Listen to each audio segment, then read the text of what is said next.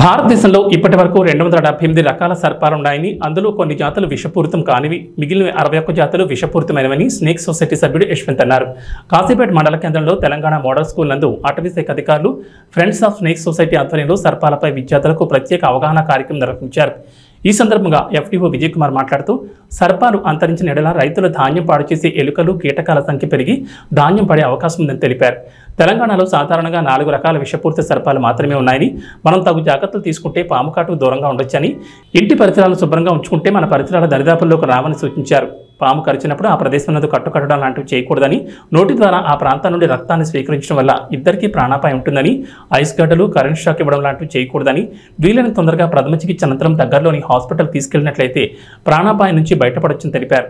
అనంతరం తెలంగాణ మోడల్ పాఠశాల ఆవరణలో వన మహోత్సవంలో భాగంగా ప్రిన్సిపల్ అందే నాగమల్లయ్యతో కలిసి చెట్లను నాటారు.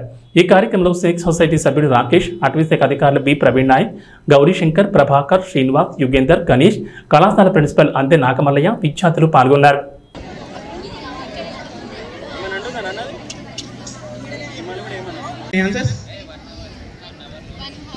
పాము పొద్దున కాటేస్తే స్కూల్కి వచ్చి సాయంత్రం హాస్పిటల్ 40 minutes ఇంగ్లీష్లో ఇదేం చేస్తుంది మనుషుల్ని అదేం చేసింది ఇప్పుడు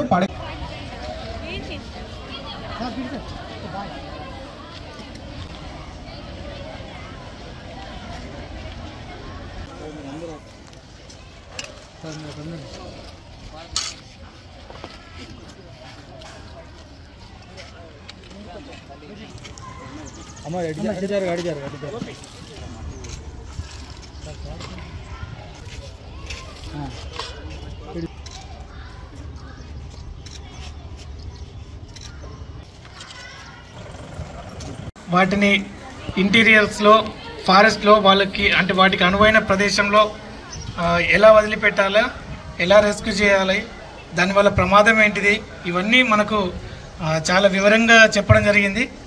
ఈ కార్యక్రమము నేను వాంటెడ్లీ ఇక్కడ కాశీపేటలో తీసుకోవడానికి రీజన్ ఏంటిదంటే, మనమంతా పల్లెలలో ఉంటాము, మన తల్లిదండ్రులు అందరూ పంట పొలాలకు వెళ్తారు.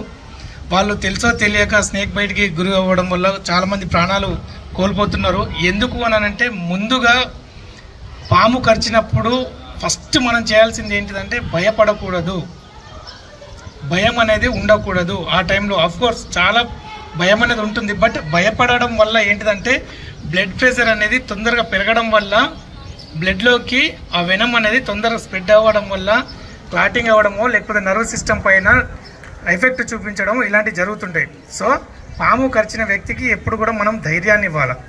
ఆ ధైర్యాన్ని ఇవ్వగలిగినచో మనం 99% వాళ్ళ ప్రాణాలని మనం కాపాడిన వాళ్ళం అవుతాం.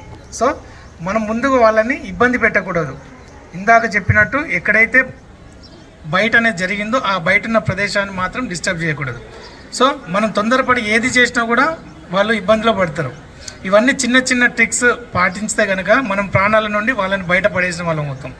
సో మాకు ముఖ్యంగా అంటే నిన్న వాళ్ళు వచ్చి మాకు ఒక ప్రోగ్రామ్ ఉంది అని అంటే, దగ్గరలో మాకు స్కూల్ ఉంది, పిల్లలందరూ చాలా ఎగ్జైటింగ్ ఫీల్ అవుతారు, వీళ్ళందరికీ కొద్దిగా అవేర్నెస్ క్రియేట్ చేయడం జరుగుతుందన్న ఒక ఉద్దేశంతో చెప్పగానే పాపం అంత దూరం నుండి వాళ్ళ ప్రోగ్రామ్ను అయిపోయిన తర్వాత మనకు టైం కేటాయించడం జరిగింది. నిన్న యాక్చువల్గా వన మహోత్సవం గురించి వాళ్ళకి ప్లాన్ ఇచ్చినాం సార్ ఇక్కడ స్కూల్లో. అయితే దాంతోపాటు ఫ్రెండ్స్ ఆఫ్ స్నేక్ సొసైటీ వాళ్ళు వస్తున్నారంటే ఈ ప్రోగ్రాం కూడా వాళ్ళు లైవ్గా యాక్చువల్గా తీసుకురావడానికి లేదు, బట్ మనందరి కోసం అని చెప్పేసి తీసుకురావడం జరిగింది.